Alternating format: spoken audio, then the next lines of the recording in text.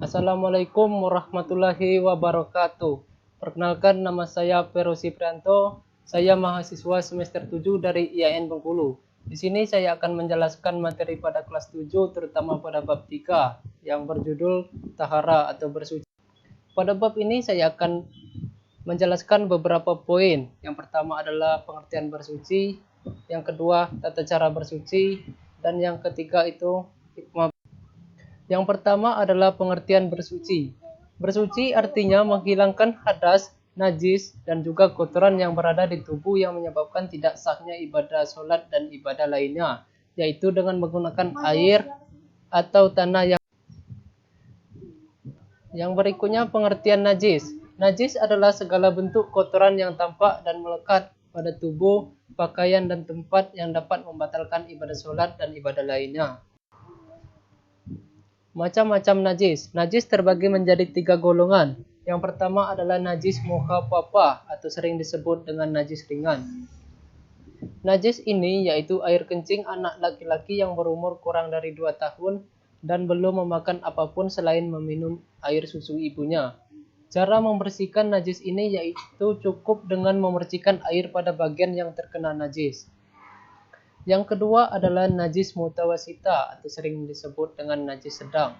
Najis ini yaitu segala sesuatu yang keluar dari kubul dan dubur manusia ataupun binatang kecuali air mani, benda cair yang memabukkan, susu hewan yang haram dikonsumsi, nanah, darah, dan bangkai.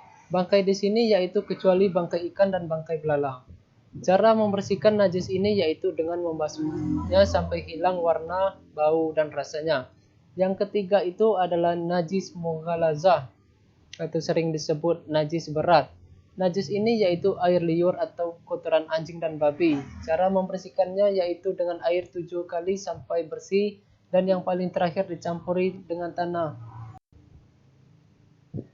Yang berikutnya bersuci dari hadas. Hadas merupakan suatu keadaan ketika seorang muslim dinyatakan sedang tidak suci sehingga tidak sah melaksanakan ibadah kecuali setelah bersuci.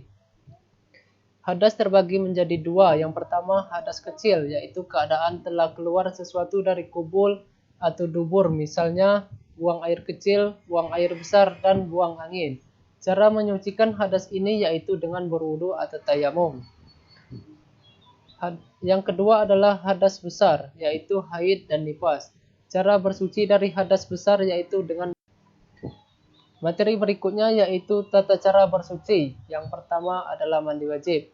Mandi wajib yaitu mandi dengan air suci dan bersih dengan mengalirkan air tersebut ke seluruh tubuh mulai dari ujung rambut hingga ujung kaki disertai dengan niat mandi wajib. Sebab-sebab mandi wajib yaitu haid, nifas, keluarnya mani, bersetubuh, wiladah, dan meninggal.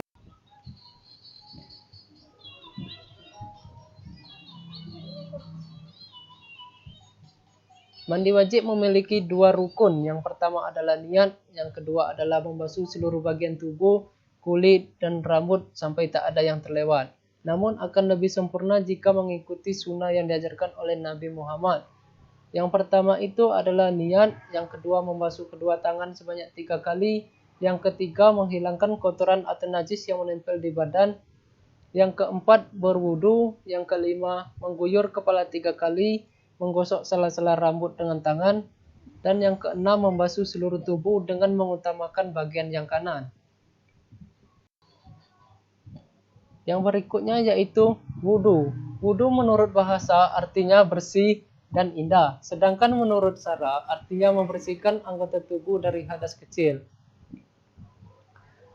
Rukun wudu, yang pertama itu niat, yang kedua membasuh muka, yang ketiga membasuh kedua tangan sampai siku, yang keempat mengusap sebagian kepala, yang kelima membasuh kedua kaki sampai mata kaki, dan yang terakhir adalah tata cara berwudu. Yang pertama yaitu membaca basmalah, yang kedua membasuh telapak tangan sampai pergelangan tangan, yang ketiga berkumur-kumur, yang keempat membersihkan hidung, yang kelima membasuh muka dengan air disertai niat wudu dalam hati, yang keenam membasuh kedua tangan sampai siku, yang ketujuh mengusap sebagian kepala, yang kedelapan mengusap kedua daun telinga, yang kesembilan membasuh kedua kaki sampai mata kaki, dan yang terakhir adalah tertib.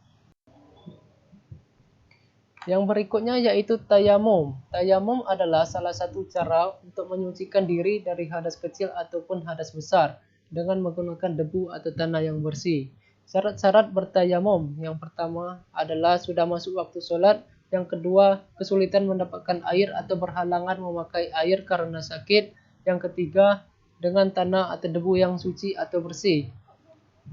Rukun tayamum, yang pertama niat, yang kedua mengusap muka dengan tanah atau debu, yang ketiga mengusap tangan. Sebab-sebab tayamum, yang pertama yaitu sakit yang tidak boleh terkena air, yang kedua berada dalam perjalanan yang sulit mendapatkan air, yang ketiga mendapatkan air untuk berwudu. Tata cara bertayamum, yang pertama itu niat, yang kedua menghadap kiblat, kemudian usapkan kedua telapak tangan satu kali pada dinding, kaca, atau benda lain yang diyakini ada debu. Yang ketiga, usapkan telapak tangan satu kali pada wajah. Yang keempat, usapkan pada kedua tangan sampai siku secara bergantian dari bagian dalam ke bagian luar, dimulai dari tangan kanan. Yang berikutnya yaitu hikmah bersuci. Yang pertama yaitu mendorong manusia untuk senantiasa menjaga kebersihan lahir. Yang kedua, kebersihan menjadi lebih terjamin. Yang ketiga, memotivasi manusia untuk menjaga kebersihan lingkungan. Yang terakhir, menjaga manusia untuk senantiasa bersih hatinya. Jadi itulah materi pada bab ini yang dapat saya sampaikan. Terima kasih. Wassalamualaikum warahmatullahi wabarakatuh.